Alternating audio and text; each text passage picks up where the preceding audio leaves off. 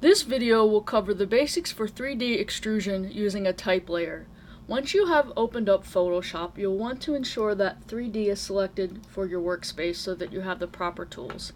Next, to create your document, you will go to File, New, name your file, make sure your preset set to Web, and click OK to create the new document, which is evident by the white artboard. To create a 3D extrusion using a type layer, you'll want to use the type tool, which is right there, and then you could type in your text. For this video, I'll be using my name. I'll want to highlight the text that I just typed in and go up here and make it a little bit bigger so it's more visible. Probably make it about 180. Expand this a little bit. Once that is done, you want to make sure that you go to the layers panel and make sure that that is visible. You can zoom in here. If the eye is visible, then the layer is visible. The next thing you will do is you will go up to 3D. Actually, I think I have to click out of this first. Go up to 3D, new 3D extrusion from selected layer. And that will turn your 2D object into a 3D object. Once you have converted the text into 3D, you will now have the 3D properties panel to manipulate the text. There are 4 different sub-panels in the properties panel. They are Mesh, zoom in here, Deform, Cap, and Coordinates. The Mesh property panel is where basic extrusions are created. The mesh section of the properties panel is where you can manipulate the shadows, change the shape of the object, and the extrusion depth, and also the color of the text. To demonstrate the effects of the properties in the mesh panel, one of the things that you can do is change the shape preset. You can change this list by clicking on the gear and then change it to something like small list. So it preset to extrude. You can change it to different options here, whatever you want to change the shape of your 3D text.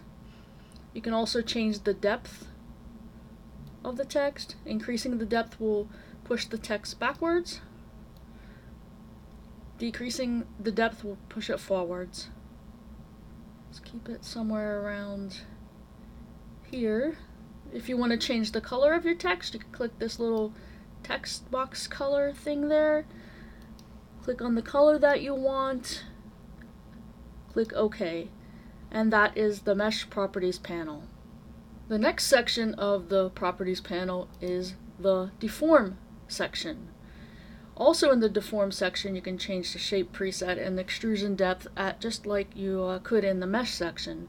Unique to this section is the twist and the taper. Let me zoom in on those so you can see those, twist and taper. So if I increase the twist, it twists the text around. Zoom back out so you can see that. If I decrease it, it changes the text to a twist in the opposite direction. Put this back at 0. You can also type in these fields, which is sometimes a little easier. To taper, it's defaulted at 100%. If you decrease the taper, it tapers it in that direction.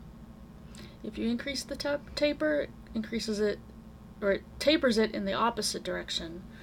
So we'll set that back to 100, and that is the options in the Deform panel. The third section of the Properties panel is the Caps panel. Zoom in so we can see that. In this section, you can change the caps, the front and the back, or the front and the back by choosing which side. You can change the width of the bevel and the angle of the bevel, and also the contour. You can inflate the angle and the strength of the inflation angle. Back out and try some of these things. So you can increase the bevel width. You can see it's changing the text on the artboard. You can also change the angle. These tools can also be controlled by this little section here on the artboard itself.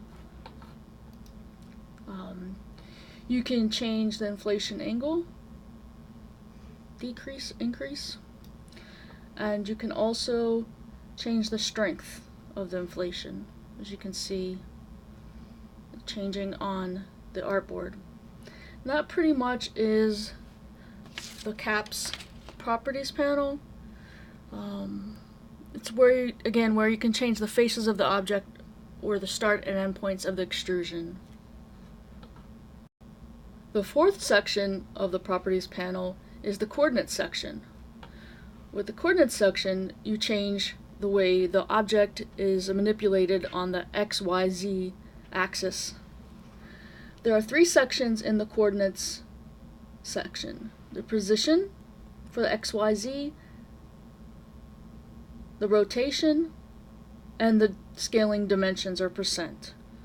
You can also change the units from inches, centimeters, millimeters, or pixels. Once you have manipulated the object, you can reset the position for each one of the sections individually, or reset the coordinates for all three altogether. So if I were to manipulate this and move it up on the y-axis, let me zoom back out.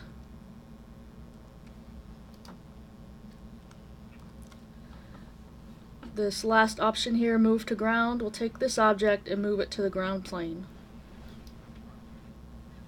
And that is the coordinates section of the properties panel.